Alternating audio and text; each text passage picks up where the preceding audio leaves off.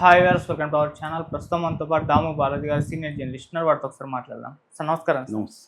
Sir, Aghori arrest అయిపోయిన తర్వాత శ్రీవర్షిని గురించి చర్చలు జరుగుతున్నాయి సార్. అంటే శ్రీవర్షిని ఎక్కడుంది, పేరెంట్స్ దగ్గరికి పంపించేశారని కొంతమంది, లేదు మిస్సింగ్ అయిపోయింది, అఘోరి దగ్గరికి వెళ్ళిపోతానని చెప్పేసి మారం చేసిందని ఇలా రకరకాల వార్తలు వచ్చేసాయి. మరి అసలు శ్రీవర్షిని ఎక్కడుంది, పోలీసుల దగ్గరనే ఉందా, దీనికి సంబంధించి ఇన్ఫర్మేషన్ ఏముంది సార్? అండ్ శ్రీవర్షిని ఇప్పుడు ఫ్యూచర్ ఏంటి సార్? ఆల్రెడీ అఘోరి అరెస్ట్ అయిపోయింది కదా, మరి శ్రీవర్షిని పెళ్లి చేసుకున్నారు వాళ్ళు, మరి ఇప్పుడు ఏంటి ఆమె పరిస్థితి ఏంటి?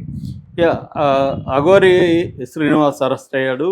సో చంచల్గూడ జైల్లో పెట్టారు. ఆయన మీద దాదాపు 3-4 సెక్షన్ల కింద కేసులు పెట్టారు. ఒకటి 318 ఏం చెప్తుందంటే చీటింగ్, ఆర్థికంగా ఎవరినైనా మోసం చేస్తే అది 318 పెడతారు. అలాగే 308 ఏంటంటే బ్లాక్మెయిల్ చేయడం. ఎందుకంటే ఒక ప్రొడ్యూసర్ దగ్గర, ఒక మహిళా ప్రొడ్యూసర్ దగ్గర పూజలు చేస్తానని చెప్పి దాదాపు 10 లక్షల డబ్బులు తీసుకొని దాని తర్వాత ఉజ్జయినిలో పూజలు చేశారు. చేసిన తర్వాత కూడా బ్లాక్మెయిల్ చేయడం మొదలుపెట్టారు. నువ్వు కానీ నాకు డబ్బులు ఇవ్వకపోతే మళ్ళీ ఒక 5 లక్షలు ఇవ్వకపోతే నీకు యాంటీగా నేను పూజలు చేసి నిన్ను నాశనం చేస్తానని భయపెట్టడం, బ్లాక్మెయిల్ చేయడం, అదొక కేసు. దాని తర్వాత 351 అండ్ 352 బిఎన్ఎస్ అంటే క్రిమినల్ ఇంటిమిడేషన్ అంటారు. క్రిమినల్ ఇంటిమిడేషన్ అంటే క్రిమినల్ యాంగిల్లో నేరపూరితంగా భయపెట్టడం. సో నువ్వు నాశనం అయిపోతావని ఇంకోటి.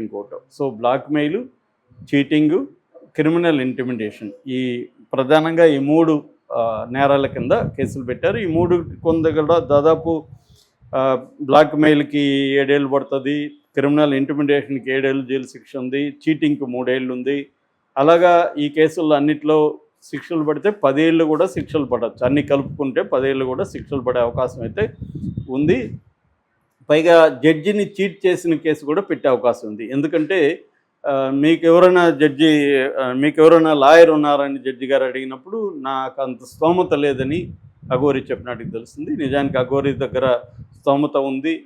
ఎందుకంటే i20 కారు ఉంది, ఐఫోన్లు ఉన్నాయి, 3-4 ఐఫోన్లు ఉన్నాయని చెప్తున్నారు, బ్యాంక్ అకౌంట్లు ఉంది. అఘోరి దగ్గర కూడా అరెస్ట్ చేసినప్పుడు 5,500 క్యాష్ కూడా ఉన్నింది. సో ఎనీ లాయర్ని పెట్టుకునే అవకాశం అయితే అఘోరికి ఉంది.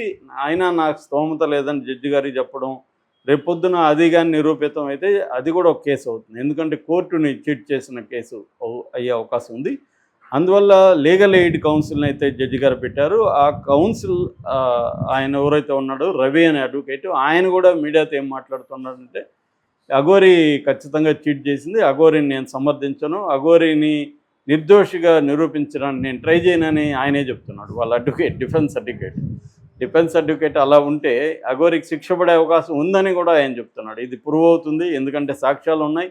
అఘోరికి కనీసం 10 ఏళ్ళు, మినిమం 7 ఏళ్ళు అయితే శిక్ష పడుతుందని సాక్షాత్తు ఈమె తరపున, అఘోరి తరపున వాదించబోయే అడ్వకేటే చెప్తున్నాడు. సో బెయిల్ వేస్తారా అని, మీరు బెయిల్ తెప్పిస్తారంటే నేను మామూలుగా బెయిల్ వేస్తాను తప్ప నేను తెప్పించడానికి కృషి చేయనని కూడా అంటున్నాడు. అంటే అఘోరికి బెయిల్ కూడా వచ్చే అవకాశం కష్టం ఈ లాయర్ ఉంటే.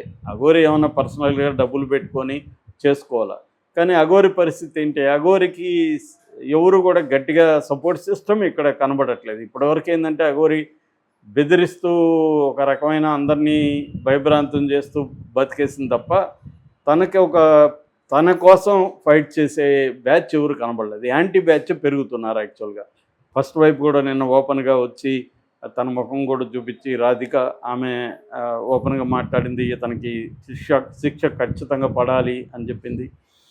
సో ఈ నేపథ్యంలో అందరి దృష్టి ఇప్పుడు శ్రీవర్షిని మీద. అఘోరికి శిక్ష పడాలని దాదాపు 90% జనం కోరుకుంటున్నారు.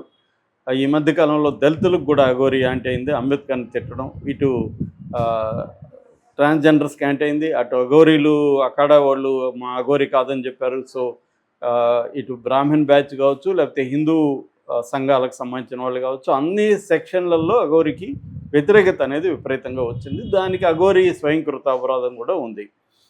ఓన్లీ దేవుళ్ళకి సంబంధించి, సనాతన ధర్మానికి సంబంధించి కట్టుబడి ఉంటే ఇంత వ్యతిరేకత వచ్చేది కాదు. సో జనం మీద దాడులు చేయడం, విచ్చలవిడిగా రెచ్చగొట్టినట్టు ప్రవర్తించడం, డబ్బులు వసూలు చేయడం, తర్వాత అమ్మాయిల్ని పెళ్ళిళ్ళు చేసుకుంటూ వెళ్ళడం, ఈ యాంగిల్లో అఘోరికి అన్ని వైపుల నుంచి వ్యతిరేకత వచ్చింది. ఈ క్రమంలో శ్రీవర్షిని పరిస్థితి ఏంటి? శ్రీవర్షిని మనం చూసాము, అఘోరి కంప్లీట్గా అఘోరి ఫోల్డ్లో శ్రీవర్షిని వెళ్ళిపోయింది. నేను ఈయనతోనే జీవితాంతం ఉంటాను, మేము ఇద్దరం బెడ్లు కూడా కంటాము. ఫస్ట్లో అడాప్షన్ అన్నారు, మళ్ళీ ఇతనితోనే బెడ్లు కంటాను అనే మాట కూడా అమ్మాయి చెప్పింది. దాని తర్వాత ఎమోషనల్ కూడా వాళ్ళ మధ్య ఒక బాండ్ ఏర్పడింది అన్నది మనకు అర్థమవుతుంది. వాళ్ళిద్దరు ఎమోషనల్గా కన్నీళ్లు పెట్టుకొని కూడా మాట్లాడారు, మమ్మల్ని వదిలేసేయండి, లేకపోతే మేము ఇద్దరం కలిసి ఆత్మహత్య చేసుకుంటామని కూడా అన్నారు. మీడియాని బెదిరించారు వాళ్ళు, ఇటు పోలీసులను కూడా బెదిరించారు, మమ్మల్ని అరెస్ట్ చేయడానికి వస్తే మేము ఇదవుతుందని. సో ఆ నేపథ్యంలో పోలీసులు వెళ్ళి, ముఖ్యంగా పోలీసులు ఉత్తరప్రదేశ్ మధ్యప్రదేశ్ బార్డర్లో వీళ్ళిద్దరిని పట్టుకొచ్చారు. సో ఇప్పుడు ఆ అమ్మాయి ఎక్కడ ఉండాలి, ఎందుకంటే ఆ అమ్మాయికి ఏమీ ప్లేస్ కానీ ఏమీ కానీ లేదు ఉండడానికి. దాంతో ఒక ఛానల్ వాళ్ళు వాళ్ళ అమ్మ నాన్నని విజయవాడకి తీసుకొచ్చారు. వాళ్ళ అమ్మ నాన్న కూడా నిన్న మీడియాతో మాట్లాడారు. వాళ్ళ అమ్మ అయితే అఘోరిని మీడియా ఎదుర్కొని భయంకరమైన బూతులతో మాట్లాడుతుంది. దాన్ని బట్టి వాళ్ళు ఎంత బాధలో ఉన్నారో మనకు అర్థం చేసుకోవచ్చు. తమ కూతుర్ని అఘోరి డ్రగ్స్ ఏదో పెట్టి తీసుకెళ్ళిపోయిందని వాళ్ళు బలంగా నమ్ముతున్నారు. సో అందుకనే వాళ్ళు అంత కోపంతో ఉన్నారు. ఎందుకంటే 23 ఏళ్ళ అమ్మాయి ఎంతో కష్టపడి పెంచుంటారు, చదివించుంటారు.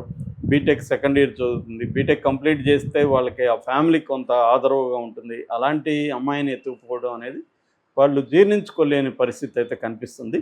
ఈ నేపథ్యంలో ఈ అమ్మాయి వర్షిణిని వాళ్ళ ఇంటికి పంపించడానికి శంకరపల్లి పోలీస్ స్టేషన్లో పెట్టారు. అమ్మాయిని కౌన్సిలింగ్ ఇచ్చారు. మామూలుగా ఈ మధ్యకాలంలో భూమిక లాంటి ఆర్గనైజేషన్స్ చాలా పోలీస్ స్టేషన్లో కౌన్సిలింగ్ ఒక బూత్ లాంటిది ఏర్పాటు చేసి వాళ్ళ పర్సన్ని, ఎన్జిఓలు వాళ్ళ పర్సన్ పెడతారనమాట. స్కిల్డ్ కౌన్సిలర్స్ని పెడతారు. వాళ్ళు కొంతమంది క్రిమినల్స్కి కౌన్సిలింగ్ అవసరమైనప్పుడు వాళ్ళు ఇస్తుంటారు.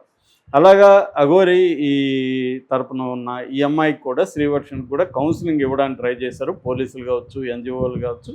కానీ ఆ అమ్మాయి పట్టుబట్టి నేను జైలుకి వెళ్తాను, నేను కూడా అఘోరితోనే ఉంటాను, అఘోరిని విడిచిపెట్టి నేను బతకలేనని ఏడవడం, అరవడం ఇవన్నీ చేసింది. వాళ్ళ అమ్మా నాన్న ముఖం కూడా చూడడానికి కూడా ఇష్టపడలేదు. నాకు అమ్మా నాన్న వద్దు, నేను వాళ్ళ ముఖాలు కూడా చూడను. వాళ్ళ అమ్మా నాన్న, వాళ్ళ బ్రదర్స్ ఇద్దరు కూడా వచ్చారు, వాళ్ళ ముఖాలు చూడడానికి ఇష్టపడలేదు, కలవడానికి ఇష్టపడలేదు. దాంతో ఫైనల్గా పోలీసులు ఏం చేయాలో తెలియక చివరికి భరోసా హోమ్స్ అని ఉంటాయి మనకి, ఈ మధ్య గవర్నమెంట్వే భరోసా హోమ్స్ అంటారు. అంటే ఎవరైనా ఇలాంటి వాళ్ళు అనాథలు కావచ్చు, లేకపోతే ఇలాంటి కేసుల్లో ఉన్న వాళ్ళు కావచ్చు, వాళ్ళని ఈ హోముల్లో పెడతారు. ఆ హోముల్లో కూడా కౌన్సిలర్లు కూడా ఉంటారు. అక్కడ కూడా ఈ అమ్మాయికి కౌన్సిలింగ్ ఇంపార్టెంట్ అనేది పోలీసులు చెప్తున్నారు. అమ్మాయి మెంటలీ బాగా డిస్టర్బ్డ్గా ఉంది, ఒక స్టేబుల్గా థింక్ చేసే పరిస్థితుల్లో అమ్మాయి లేదు, ఎమోషనల్గా బాగా డిస్టర్బ్డ్గా ఉంది. అమ్మాయి ఒక షాక్లో కూడా ఉందని చెప్పొచ్చు. ఎందుకంటే అఘోరిని అరెస్ట్ చేస్తారని అమ్మాయి కల్లో కూడా అనుకోని ఉండదు. అఘోరి కూడా చెప్పుంటుంది, నన్ను అరెస్ట్ చేయరు, మనం హ్యాపీగా కేదార్నాథ్లో సెటిల్ అవుదామని. ఎన్నో కళలు, ఎన్నో భవిష్యత్తుకు సంబంధించిన ప్రణాళికలు ఇద్దరు కలిసి వేసుకున్నారు. అవన్నీ కూడా ఒక్కసారి కుప్పగొలిపోయినాయి. ఇప్పుడు అఘోరి అరెస్ట్ అయిపోయింది. ఎప్పుడు బయటకు వస్తుందో అఘోరి తెలియదు. బెయిల్ వచ్చే అవకాశం కూడా లేదు. ఈ కాంటెక్స్లో ఈ అమ్మాయికి ఒక్కసారిగా ఒక డ్రీమ్ వరల్డ్ అనేది కుప్పగొలిపోయింది. సో ఇంటికి పోయే పరిస్థితి లేదు. ఇంటికి పోతే మరీ నీచంగా వాళ్ళు చూస్తారని ఒక భయం ఉంది. సో ఎక్కడికి వెళ్ళాలో తెలియదు. దాంతో పోలీసులు మాత్రం భరోసా కేంద్రంలో ప్రజెంట్ తాత్కాలికంగా పెట్టారు. అమ్మాయిది మాత్రం కొంచెం అమ్మాయికి ఇమ్మీడియట్గా నిజానికి రిహాబిలిటేషన్ సెంటర్లో పెట్టాలని కూడా అనుకున్నారు పోలీసులు. ఎందుకంటే అమ్మాయికి ఇమ్మీడియట్గా సైకలాజికల్ హెల్ప్ అయితే సైకాట్రిస్ట్ దగ్గర చూపించాలి, సైకలాజికల్ హెల్ప్ కావాలి. అమ్మాయికి ఎవరైనా సపోర్ట్ సిస్టమ్ కూడా ఉండాలి. అమ్మాయిని అర్థం చేసుకొని అమ్మాయితో పాజిటివ్గా మాట్లాడి ఏం కాదు, అఘోరి బయటకు వస్తారు, నీకు ఇబ్బంది ఏమి లేదు, కొద్ది రోజులు ఓపిక పట్టు అని ఒక ధైర్యం చెప్పేవాళ్ళు కావాలి. అంతేగాని నువ్వు అఘోరితో వదిలిపెట్టు, అఘోరిని పక్కన పెట్టేసి అనగాని చెప్తే అమ్మాయి ఇంకా ఎక్కువ బాధపడే అవకాశం ఉందన్నమాట. సో ఇప్పుడు మరి ఆ కౌన్సిలింగ్ ఏమాత్రం పనిచేస్తుంది అనేది మనం చూడాలి. అమ్మాయి అసలు